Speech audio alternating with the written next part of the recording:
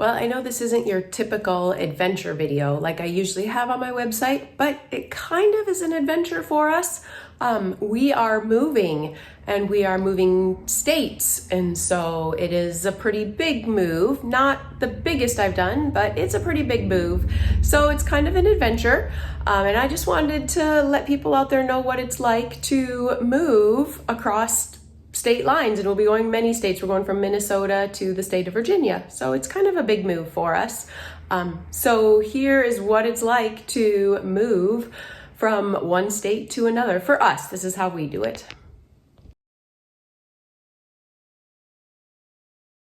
So for this move, we are selling a lot of stuff. The house we currently lived in when we moved in here, we had 3 teenagers. It's a little over 2,000 square foot, and we are empty nesters now. So this move is kind of a downsize move for us for sure as we move into that next season of life. And so I just want to talk to you a little bit about selling stuff. I have sold a lot of stuff this past month. So this room right here used to be a guest bedroom that my kids and people would come and stay in. Sold all the furniture out of that one. And so that is part of selling stuff. Okay, so this room is one of our unfinished, nastiest rooms in the house. We never got around to getting it finished like we thought we were. The egress window is not there, and there's no drywall on the walls. So this worked as a bedroom once in a while for guests, but for the most part, it was our library. We had tons of books and tons of storage stuff in here. So with this room, again, I sold a lot of stuff, and I just wanted to talk to you for a minute about selling books. I have been selling books since last winter because we're downsizing our library.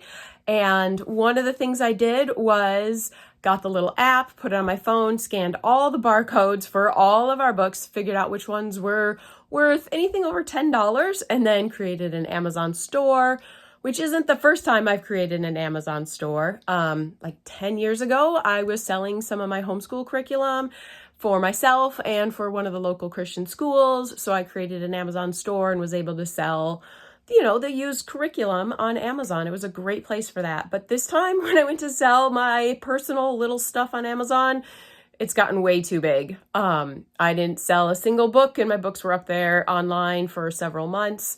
They wanted me to, send the books to them. They would house them, and they would, ship them off for me when they sold. But there's a fee for them to hold on to them, and it's not a business for me. I just wanted to sell off some of my used books.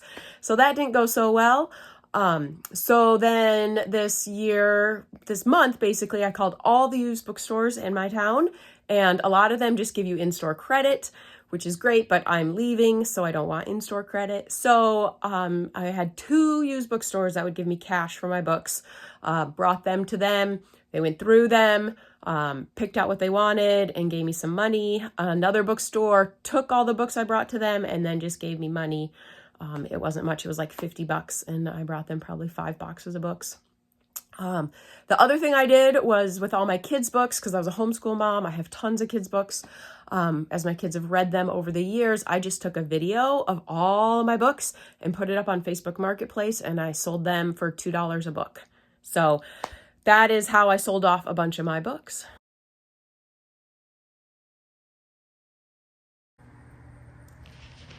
That's right, yard sale. That is something I just did this last weekend in order to try to sell off a bunch of stuff. I have a very nice, large 2-stall garage here. Had tables and a bunch of stuff laying on here. Actually, the garage sale did not go as well as I hoped. It is August, middle of August, so sometimes, beginning of the summer, it's better to garage sale than at the end of the summer. But what happened was I ended up selling a lot more stuff on Facebook Marketplace. So just wanted to talk to you about how I sell stuff on Facebook Marketplace. At first I was doing just anything over $20. I was putting up on Facebook Marketplace and selling it, and that was going good. But then at the garage sale, nobody was coming. I think I was open from 9 to 4:30, and I had 20 people. And I live on a pretty busy road. I had great signage, all of that stuff. So anything over like $5. I started just putting up on Facebook Marketplace, and I have sold a lot of stuff that way. Any of my smaller things, $20 or less, I just set out on my front porch and let people pick it up and leave the money under the doormat. That has worked out great. That way I don't have to arrange a meetup time and a meetup place in order to make $5, because I don't got time for that. I have too busy trying to move in order to make $5. So that's what I've been doing for anything under like $20, is just letting it sit outside if it's not bad weather and letting people pick it up and leaving the money under the doormat. Otherwise, it's been really good meeting up with people. You do have to post stuff. People ask, oh, is it available? Just hit the quick response. Yes, it's available. If they're really interested, they'll get back to you. You just have to let things roll off your back and just comment to people. I got lots of people saying, oh, I want it. I'll pay you right now for it. And then not hear back from them, not want my Venmo number. So they change their mind, I guess. So it is a little bit of a rigmarole, but it doesn't bother me. And I've had an active 15 or 20 listings constantly. Just keep putting stuff up there on Facebook Marketplace this whole month. And so I'm down to items that are probably gonna just go to the thrift store because they're less than $5 that are left here in my garage. So that's what I've been doing, Facebook Marketplace, a lot of stuff with selling lots of stuff there.